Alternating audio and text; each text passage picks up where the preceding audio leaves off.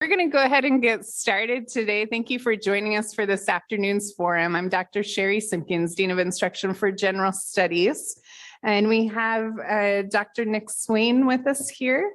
And I'll give you a brief introduction of Dr. Swayne, and then we'll move through our 8 questions that we have prepared. The questions came from the NIC campus community, and they themed them and narrowed them down to 8 questions. So that's how we arrived at those questions. Dr. Nick Swayne currently serves as the Executive Director of For Virginia and is the co-founder of a comprehensive academic innovation ecosystem at James Madison University. Prior to JMU, Swayne served in multiple leadership roles around the nation and the world in the U.S. Army. He also serves as a faculty mentor in the Stanford University Innovation Fellows Program and was a founding member of the program. Swayne earned his bachelor's degree from the University of Idaho, a master's in public administration from Northeastern University, and a doctorate in post-secondary strategic leadership from James Madison University. And I'll turn it over to you, Dr. Swayne, to provide us some opening remarks. Thank you. For those of you who were here this morning, I'm going to kind of cover the same material. As you look at my title, Executive Director for VA, doesn't really tell you anything about what I am, what I do. So I just wanted to kind of give an overview of that. I've been in higher ed since 2001. As I was in the Army, I went to James Madison University as the department chair for the military science department. And I ran that program for 6 years. And JMU is a 4-year institution, primarily undergraduate serving, has 22,000 students. And when I got to the military science department, we were ranked 231 out of 234. So you could get to the bottom, but we were really close. And in 2 years, we were number 1. And the primary way that I did that was through recruiting and retention, learning how to recruit and retain students in the program. And I think that is very applicable to some of the needs of NIC. So in 2007, I transitioned from the Army to work full-time at the institution in an academic career. And my role was to be the external relations coordinator for the College of Education. I was later appointed to the role of the Director of Education Support Center. And again, one of those nondescript roles. The Education Support Center in a College of Education, our College of Education, handled all the student teacher and practicum placements. And the College of Education is the largest college at James Madison. So we had about 400 graduates every year. And so that means about 1,200 placements that we had to manage. And while I was in that position, I also went through NCATE accreditation, which is the College of Ed's accreditation, and also a SACS visit. And both of those were completed with no deficiencies, which is actually a good thing. You know, no deficiencies doesn't sound like it's a big deal, but getting no deficiencies is actually a really good thing on an accreditation review. In 2011, the president and provost asked if I would come meet with them in their office, and they asked me if I would take on a new role as the head of For VA. And like you, I didn't know anything about it. And they gave me a stack of papers that was a collection of emails back and forth between all the presidents. They say, we've got this new program. It's approved by the governor, funded by the governor. And there are 4 universities that are members. We want you to work on collaborative research, degree completion, course sharing, and course redesign. You figure it out. And they gave me a budget, and they said, we're not giving you a budget, we're giving you money, you figure out what the budget is. So it was really a lot of trust and confidence in me to be able to put that all together. Part of that then, in 2015, turned into JMU X Labs, which is probably what For VA is most famous for. And we've been in the Chronicle of Higher Ed a couple of times. It's pretty well noted. As a program of distinction in a public institution, and we've been compared to several others, and it's got quite a lot of notoriety. And you can Google it if you really want to learn more. But also during that time, and I do wear a lot of hats at JMU. I run one of the largest robotics programs, competitive robotics programs, First Lego League. Virginia has one of the largest in the world. I also got my PhD. I finished my PhD in 2020. So while I was building an X Lab and while I was running the 4VA program, I was also working on my PhD. And I've been elected to the Harrisburg City Public Schools School Board 4 times now. I'm halfway through my 4th term in office. And I also am the co-chair of the Veteran Scholars Task Force. As she mentioned in my bio, I'm a Army veteran. So that's a little bit about me, and we can do questions. All right. Thank you, Dr. Swayne. First question, why are you interested in being the president of North Idaho College? What is your understanding of the challenges and opportunities facing the college? So I'm interested in North Idaho College because it is really the gem of the North. I think it is a phenomenal program and a resource for the community, or for the Coeur d'Alene and larger North Idaho community.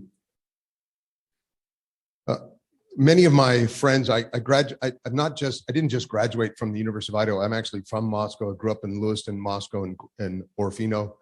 And many of my friends, when they graduated from high school, came up here to get a 2-year degree.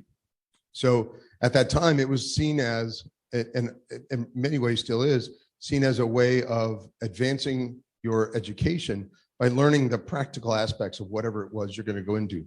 So my best friend wanted to be an electrical engineer. He came here to get an electronics technology degree, and then went on to be an electrical engineer.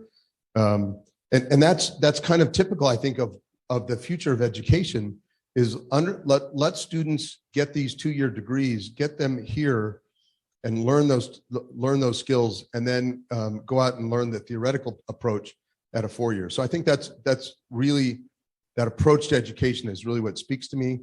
And getting, and I see back in that path, and working, I think is what interests me.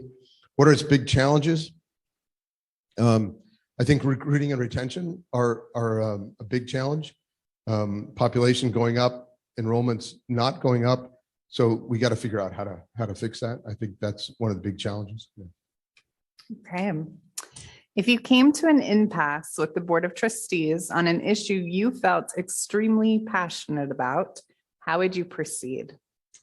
Well, as I said, I'm on a school board, and up until this last term, it was kind of the Sleepy Hollow. I did three terms on the board. This last, the last term, things have kind of, we have a lot more people showing up.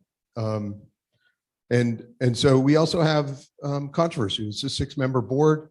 We have controversy, and generally what we try to do is find common ground. We have to remember that our purpose is to be there for the students, the faculty, the institution, and the community, and not the politics. And so we've got to just figure out how to make that work.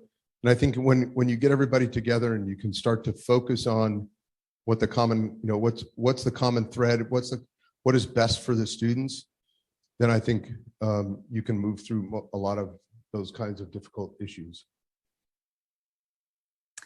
Please discuss your experience with navigating the pandemic in a higher education setting, and describe how that experience will inform how you might approach higher education in the future.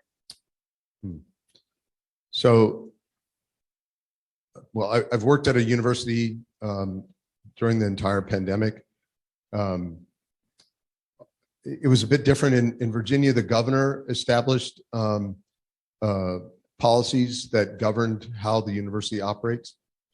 And so the president of the university, the presidents of all the state universities didn't really have any kind of a say in the matter. The governor said, here's what we're going to do, and impose that kind of rule. And as state employees, we followed what the governors said we were going to do. So that was my experience. How that informs, can you say the second half of the question? Sure. Describe how that experience would inform how you might approach higher education in the future. I'm not sure that those two are necessarily related. I hope that we don't have another pandemic. But how do I approach higher education? I think one of the things that we learned from the pandemic was that education as we know it is changing. I think those of us that were paying attention knew that to begin with. We knew that before the pandemic, and that education is becoming more and more complex as our world becomes more and more complex. So how do we translate that complexity into reality going forward? And I think it's like trying to tell the future. It's really not easy to do. We've got to prepare. We've got to prepare our students for being in those complex environments while they're getting their education. They've got to, I think, getting our students out into the communities and learning practically while they're learning the academics is going to be more the future than it has in the past.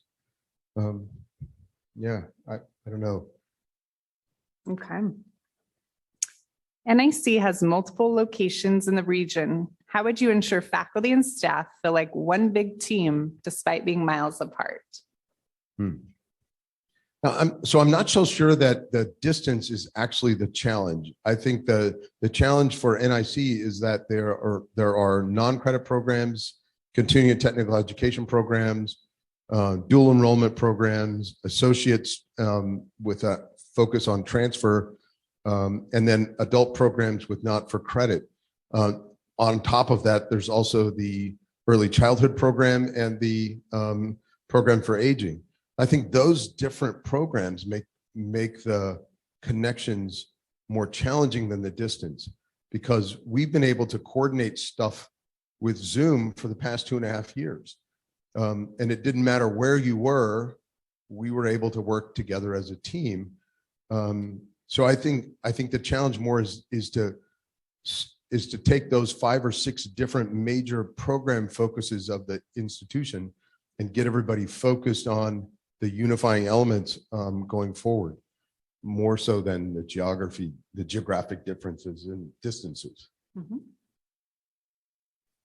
How would you tackle the issue of staffing and faculty shortages in today's labor market? Wow. Pay faculty more.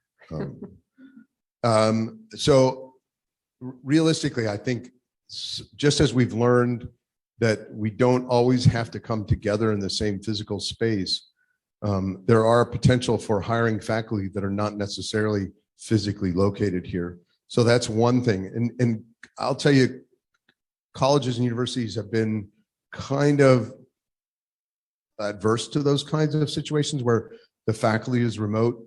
But I think that's another lesson we learned of during the pandemic, is that we could think about that. And particularly for somebody that is interested in working here, but not ready to move, maybe we could work on a short-term basis where you might stay where you are, work remotely, lend your expertise, and be fully engaged in the university as a faculty member without being here. So that might work. I think we just have to be creative. People need to be inspired. They need to understand the mission, be inspired by the mission, be inspired by the students, be part of the team, and figuring out how you're going to do that with and use that as a recruiting tool, I think, is really what we'd have to do. Please describe your experience with supporting diversity-related programs within your institution. So I can give you a couple of examples. One, the X Lab that I run, it's closest is maybe a makerspace. So you think about a makerspace, we've got laser cutters and 3D printers and that sort of thing. One of the things that happened when we started 2015, we started having classes like, come learn laser cutting, come learn 3D printing, and 12 dudes showed up. Now we're at a college where 65% of the student population is female. So when 12 guys show up, okay, not a big deal. Then you do 3D printing and 12 guys show up. Okay, we're doing something wrong. So we thought about that and said, how do we change what we're doing so that we have more students participating and the students that are showing up are more representative of our student body. And so, what I often do is go talk to the students. Why aren't you showing up? Well, laser cutting isn't interesting to me. You know what it is? No. Okay. So how about if we do laser cut jewelry? So we started doing classes on laser cut jewelry. We started doing we have vinyl cutters, so we do stickers for your laptop.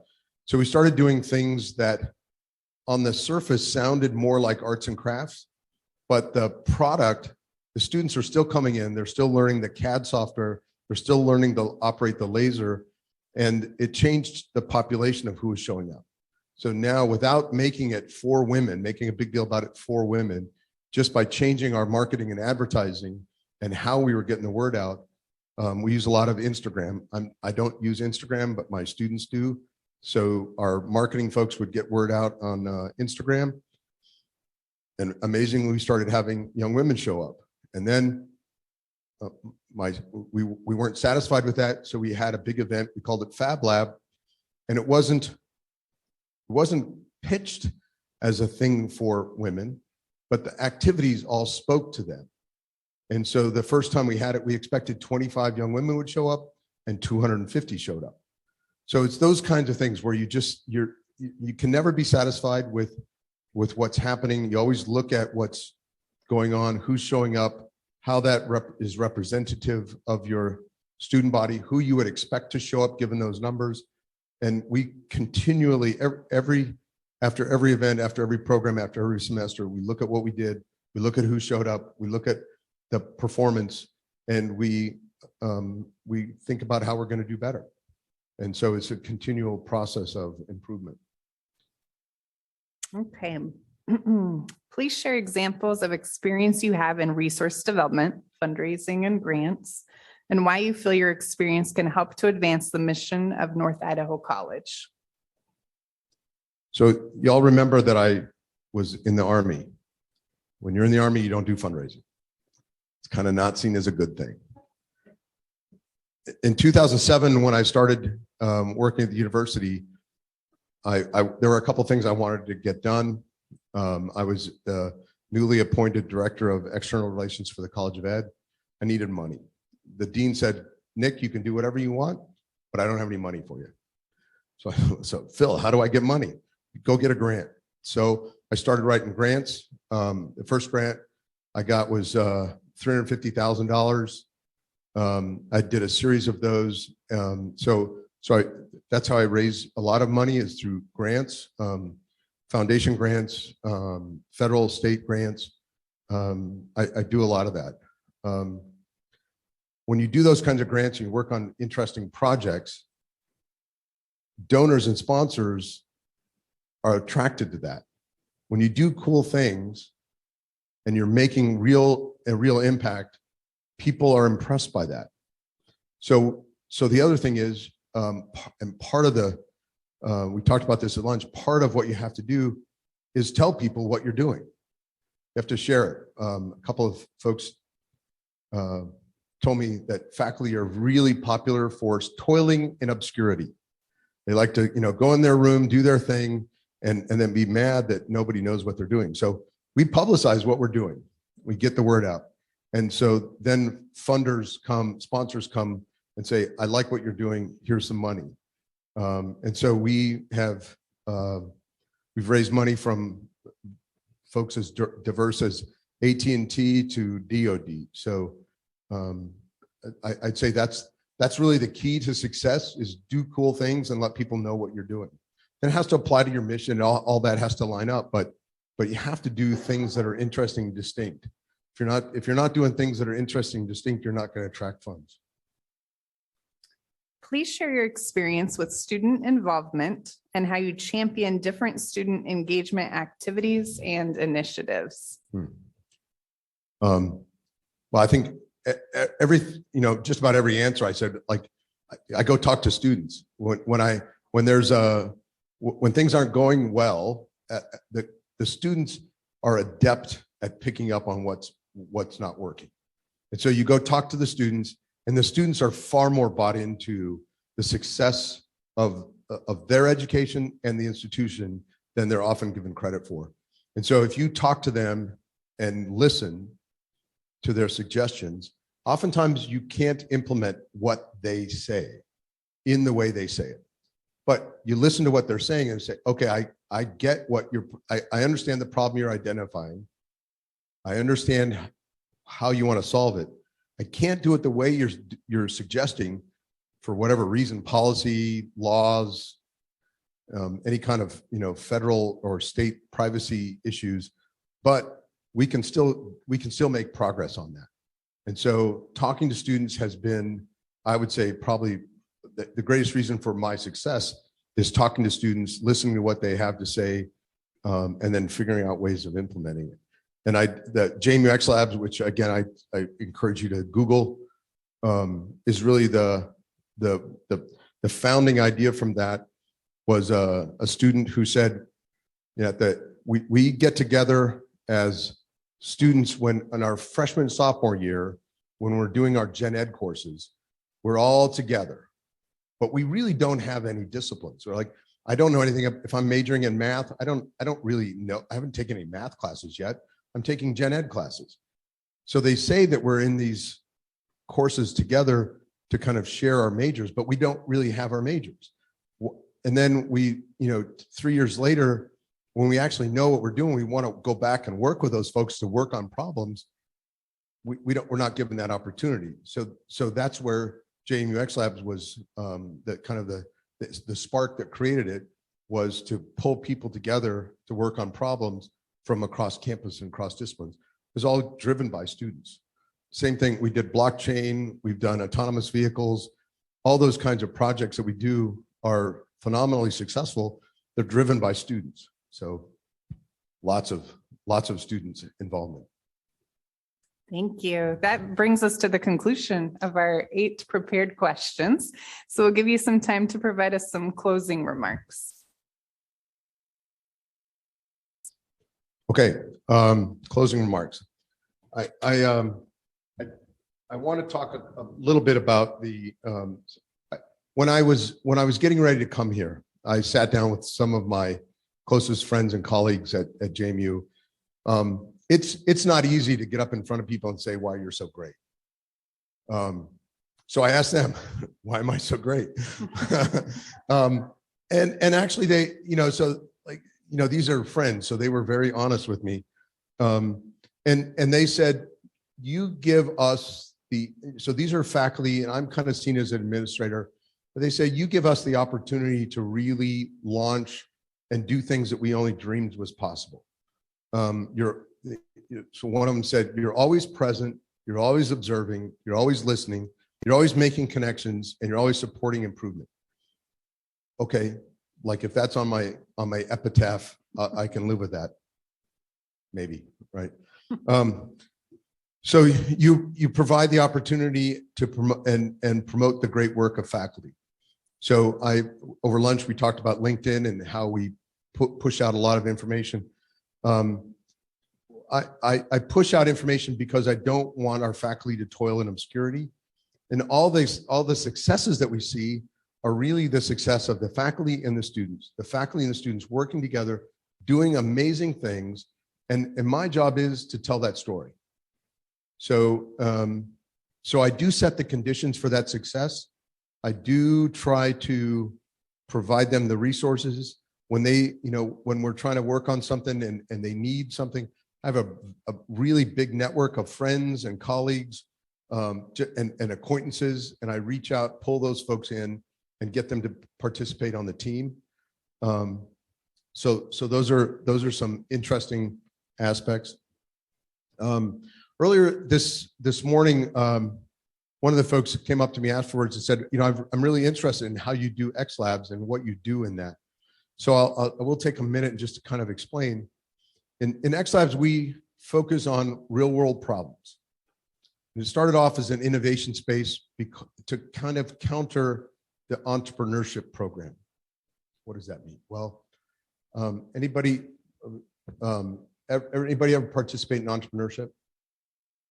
So for our students, now remember it's a 4-year institution. For our students, they join the entrepreneurship program. We have a center. They join the entrepreneurship program and they say, I want to be an entrepreneur. What does that actually mean? In my mind, it means I want to be rich, right? Like I want to get rich. Okay, well, entrepreneurs get rich because they solve a problem for somebody, and it has to be a problem that people are going to pay for. So what's your problem? What are you going to do? Well, I want to make a music app or a dating app or a parking app. Yeah, you're not going to get rich on that, right? Some people do. I mean, yeah, Spotify's making some good money. There are some other apps out there, but I try to get people to move past the app and really, what's the problem that you want to focus on? And so what I discovered was students do not know how to identify a real problem, curate that, like dig into it and really tightly define what the problem is, and then have a system of innovation where they can solve it. And so that's what we started doing with XLab, is helping them identify really tough problems. Because if you come up with an easy problem, they'll Google it and come up with a solution. So you have to come up with really ugly problems like homelessness, solve that in a semester, right? So create your own autonomous vehicle in a semester. Like that's not something most of them will do. So we come up with these really tough challenges and then give them those challenges. And we build teams around that are, for example, on the homelessness problem, we had social works, which is kind of traditional, nursing, and data science and engineering. Because the data science and the engineering students look at things very analytical, and the nursing students and the social work students look at everything as like, how can I help you? But not necessarily how to solve the problem. And so we bring all those folks together, we mix them up on teams, and then they go out and talk to 10 stakeholders a week. Each team goes out and talks to 10 stakeholders a week. So that's a way of, like, in entrepreneurship, that would be customer discovery. So I come up with an idea, will it work? If it doesn't work, I get feedback from these 10 people. I come back in, I present here's what we found when we talked to these people. Here's our prototype. We thought the problem was X. Now we find out it's Y. So next week, we're going to go talk to more people and come up with another prototype. And they do that for 15 weeks. And by the end of the 15 weeks, they actually have, in many cases, a working prototype, something that somebody would pay for, and then they can go start their business. So that's kind of the model. It doesn't always work. When you give people really ugly, hard challenges, sometimes they don't come up with solutions, and that's okay. The thing that they take away from that is the system of innovation. I can break down this problem. I can pull together a team. I can work on a team. I can make a contribution from my disciplinary perspective, and we're going to move forward and come up with something that will work. And incrementally, every week, we make progress on it. So that's a real life skill that I think we've kind of built the XLab around. So I hope that answers the person's question from this morning.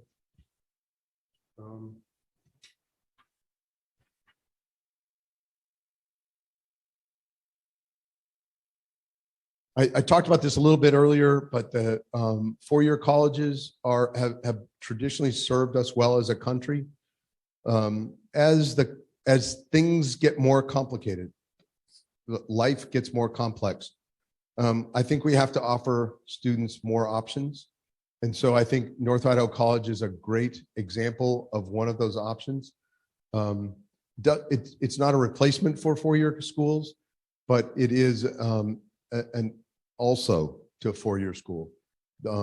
Some students can come here, get what they need, and they don't need to go to a 4-year institution. Others are going to go to a 4-year institution and may come back later in life and say, I want to upskill. I think it's very, people like engineers at a 4-year institution, a lot of engineers have never really made anything. And so coming to a 4-year institution, or sorry, a 2-year institution like North Idaho College, students actually make things. You have faculty that actually know how to repair diesel engines, for example, how to make circuits. And so a lot of the challenges that we had in XLab were the folks, some of the folks that come and work, faculty and students, have never actually made anything. They've written programs and simulations. They've never put programs, written a program and put it on a device that's going to move that they're controlling.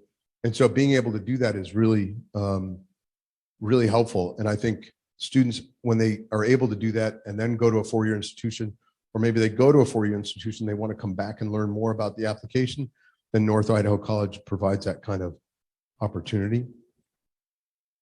I guess that's pretty much it. All right. Thank you, Dr. Swayne. Let's give him a round of applause.